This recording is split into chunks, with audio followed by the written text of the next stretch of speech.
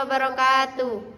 Yang saya hormati Ustadz Muhammad Fawaid Eshud selaku pengajar mata pelajaran sosiologi. Perkenalkan, kami dari kelompok 2. Nama saya Ainul Indi Astuti dan nama saya Syamsiah. Alhamdulillah, pada pagi hari ini kita akan melanjutkan mata pembelajaran tentang perubahan sosial dan perubahan hubungan antar individu dan antar kelompok. Perubahan sosial. Perubahan sosial adalah hal yang tidak bisa dihindari dari kehidupan bermasyarakat, karena manusia merupakan makhluk sosial, berbudi dan selalu merasa tidak puas. Perubahan dalam bermasyarakat akan terus terjadi. Meski demikian, kadang ditemukan pula masyarakat statis yang perubahan di lingkungannya berjalan lebih lambat. Jadi, perubahan sosial itu sudah tidak bisa kita hindari lagi, karena perubahan sosial itu sering sekali terjadi di masyarakat. Contohnya itu seperti hal yang tidak ada menjadi ada, yang bersifat positif menjadi negatif, seperti itu. Perubahan sosial itu terjadi dari perbedaan, dan rasa tidak puas itu juga bisa menimbulkan perubahan sosial, seperti itu. Selanjutnya, perubahan sosial yang memiliki hubungan antar individu dan antar kelompok merupakan hubungan yang terjadi di lingkungan masyarakat dalam hal interaksi di kehidupan sehari-hari. Jadi, kehidupan perubahan sosial yang terjadi itu antar individu dan antar kelompok. Contohnya dengan diri saya. Dulu saya bersifat seperti kanak-kanak dan sekarang saya sudah berubah menjadi dewasa. Itu dimaksud dengan perubahan antar individu. Dan sedangkan dengan perubahan antar kelompok itu contohnya pada zaman dulu waktu kelas 11 saya memiliki kelompok yang masih kurang paham tentang teknologi, dalam kepandaian masih kurang, dan ketika saya sudah berada di kelas 12 saya sudah memahami teknologi dan saya bisa mengajarkan kelompok saya itu untuk bisa sama-sama mengetahui tentang teknologi. Itu disebut dengan perubahan kelompok. Contohnya di sini, pada masa pandemi COVID-19 hingga era new normal ini, masyarakat yang awalnya bebas dalam berinteraksi dengan orang lain seperti di pasar, di tempat ibadah, sekolah dan sebagainya menjadi dibatasi agar risiko penularan menjadi lebih kecil. Dan ini adalah contoh dari perubahan sosial antar kelompok. Contohnya, kita biasanya bertemu dengan banyak orang di pasar, di tempat ibadah, dan karena terjadi COVID-19, jadi kita tidak bertemu lagi dengan mereka. Jadi terdapat banyak perubahan antar kelompok, yang kelompok ini tidak bisa bertemu dengan kelompok ini, seperti itu. Jadi hal tersebut disebut dengan perubahan antar kelompok. Yang selanjutnya adalah ciri-ciri perubahan sosial.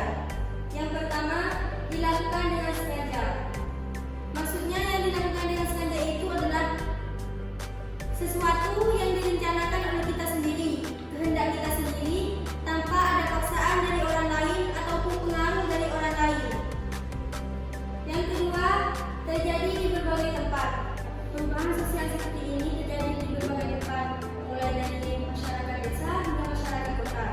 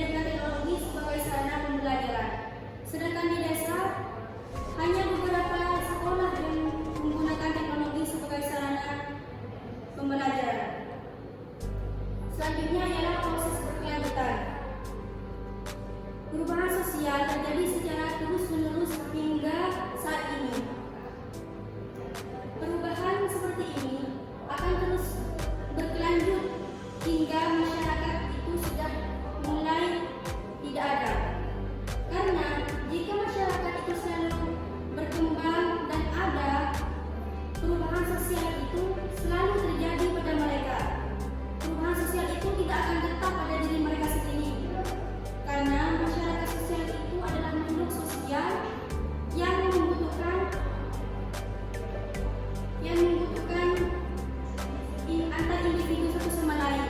Ialah sifatnya imitatif. Imitatif maksudnya adalah adanya ketergantungan dan saling mengaruhi antara satu kelompok dengan kelompok yang lain. Seperti kita kan sekarang hidup di desa. Mereka di sana hidup di kota. Kita tidak tahu pertamanya mereka menggunakan apa, mereka bergaya seperti apa, dan mereka mengikuti gaya mana. Tapi dengan seiring berjalannya waktu, masyarakat desa pergi ke masyarakat kota untuk bekerja. Pertamanya mereka untuk bekerja, tapi lama-kelamaan mereka membawa sebuah perubahan yang membuat masyarakat lain mengikuti. Contoh seperti tren fashion dan tren gaya rambut.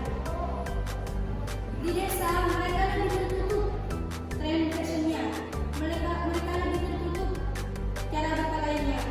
Tapi di masyarakat kota mereka lebih terbuka karena mereka mengikuti tren gaya barat yang sudah mulai menyebar di Indonesia ini. Selanjutnya ialah adanya hubungan kausalitas. Maksudnya ialah hubungan masyarakat satu dengan masyarakat lain. Hubungan mereka bertimbal balik.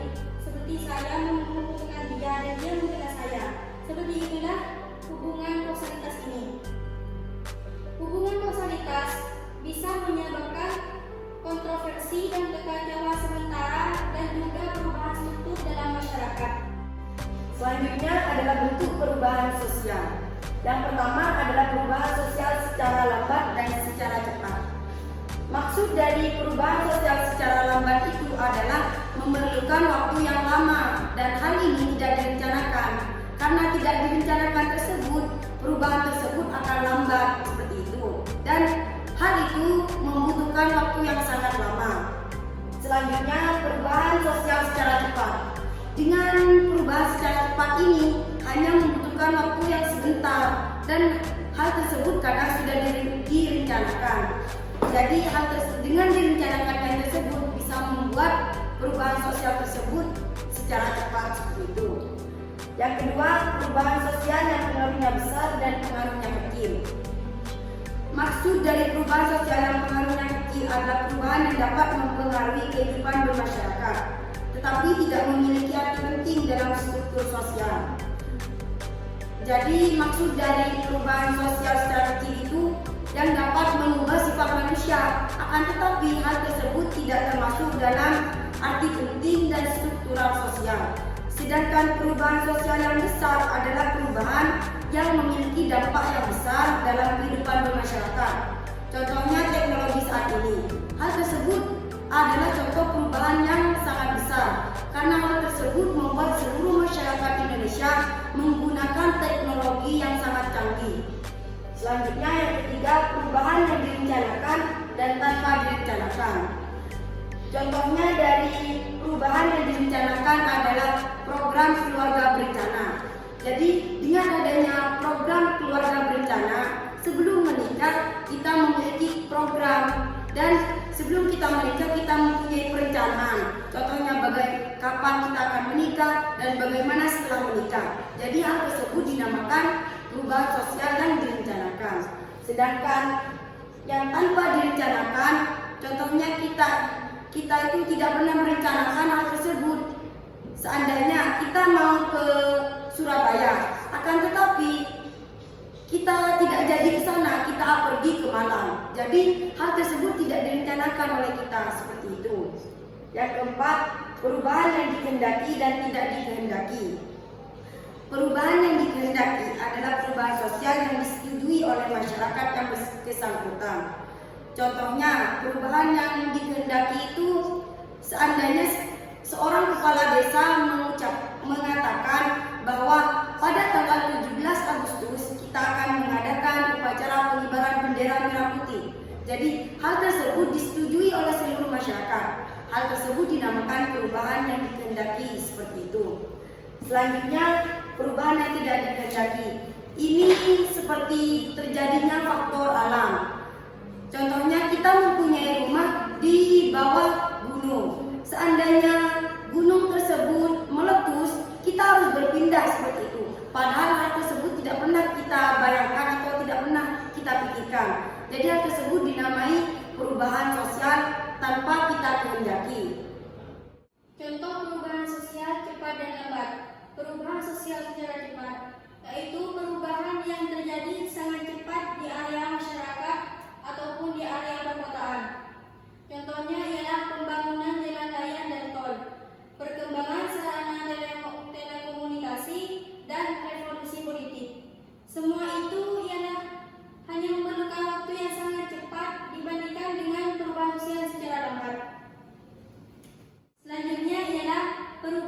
sosial secara lambat.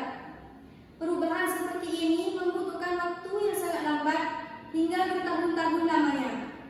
Seperti perubahan Indonesia dari negara terjajah menjadi negara merdeka. Seperti yang kita ketahui dan yang kita pelajari bahwa negara kita yang sudah terjajah ini masih membutuhkan waktu bertahun-tahun untuk merdeka. Selanjutnya ialah peralihan penggunaan minyak tanah menjadi gas. Perubahan seperti ini masih membutuhkan kesadaran bagi masyarakat, karena masyarakat itu cenderung ketakutan menggunakan gas yang sudah disediakan oleh pemerintah. Mereka takut akan bahayanya gas dari berita-berita hoax yang sekarang sudah menyebar. Selanjutnya ialah perubahan kehidupan manusia dari berburu dan meramu menjadi kehidupan yang netral. Pastinya kita sudah tahu bahwa kehidupan dahulu itu manusia dari berburu, meramu, bercocok tanam hingga kehidupan yang menetap pada saat ini. Selanjutnya adalah perubahan hubungan antar individu dan antar kelompok. Yang pertama adalah perubahan struktural. Perubahan struktural adalah perubahan yang mendasar di kehidupan manusia dan terstruktur ataupun tersusun, seperti itu. Yang kedua adalah perubahan proses. Perubahan proses adalah perubahan yang tidak mendasar. Perubahan ini berbanding terbalik dengan perubahan struktural. Perubahan ini hanya mengubah yang telah ada agar menjadi lebih sempurna. Jadi perubahan ini hanya mengubah yang sudah ada menjadi lebih sempurna, seperti itu. Contohnya dari segi teknologi itu, yang dulunya kita menggunakan handphone tombol, yang akhirnya hingga saat ini kita sudah menggunakan handphone Android touch screen, seperti itu. Yang selanjutnya adalah perubahan kualitas masyarakat. Kualitas masyarakat ini adalah nilai dari masyarakat dan biasanya itu dari segi pendidikan. Yang dulunya kita banyak sekali orang yang tidak bisa menyambungkan pendidikannya ke segi perguruan tinggi, hingga saat ini baik masyarakat di kota ataupun di desa bisa melanjutkan pendidikannya ke hingga perguruan tinggi. Jadi dengan bertambahnya ilmu pengetahuan di perguruan tinggi tersebut bisa menambah kualitas penduduk kita, dan hal itu bisa menimbulkan perubahan sosial pada kualitas masyarakat. Selanjutnya perubahan gaya hidup. Seperti yang sudah kita ketahui dari berkembangnya teknologi yang ada, jika kita melihat teknologi ataupun sosial media, banyak sekali baju yang baik, baju yang buruk, sudah banyak sekali yang ada di sosial media. Jadi dengan melihat hal tersebut, kita akan tergiur untuk menginginkan baju-baju tersebut, sehingga yang awalnya kita memiliki kehidupan yang sederhana, dengan adanya iklan-iklan tersebut kita bisa mengubah kehidupan kita menjadi kehidupan yang mewah, seperti itu. Selanjutnya perubahan budaya. Perubahan budaya adalah perubahan yang terjadi adanya perubahan tingkah laku generasi muda saat ini. Contohnya dari segi berpakaian, segi berbicara, dan banyak lagi dari segi berpakaian. Contohnya di negara Indonesia lebih banyak menggunakan pakaian yang menutup. Tapi dengan adanya sosial media ini, banyak sekali anak zaman sekarang yang sudah berpakaian yang terbuka, seperti itu. Hal itu disebut dengan perubahan budaya. Yang kedua dari segi berbicara. Yang dulunya kita tidak pernah berbicara tentang hal-hal yang tidak baik, jadi kita sudah mudah sekali mengenal kata-kata yang tidak baik. Contohnya kata-kata sekarang itu yang sudah kita ketahui. Selanjutnya perubahan adanya teknologi. Perubahan adanya teknologi adalah pekerjaan yang dilakukan dengan manual dan sekarang sudah dilakukan menggunakan mesin. Selain itu, teknologi membuat berkomunikasi lebih mudah. Artinya, yang dulu kita berkomunikasi langsung, bertemu dengan orangnya, ataupun kadang kita menggunakan surat, sekarang sudah tidak lagi. Kita hanya sudah bisa menggunakan WhatsApp, Instagram ataupun apapun. Jadi kita sudah lebih mudah dalam berkomunikasi saat ini. Sekian dari kami, kurang lebihnya mohon maaf. Assalamualaikum warahmatullahi wabarakatuh.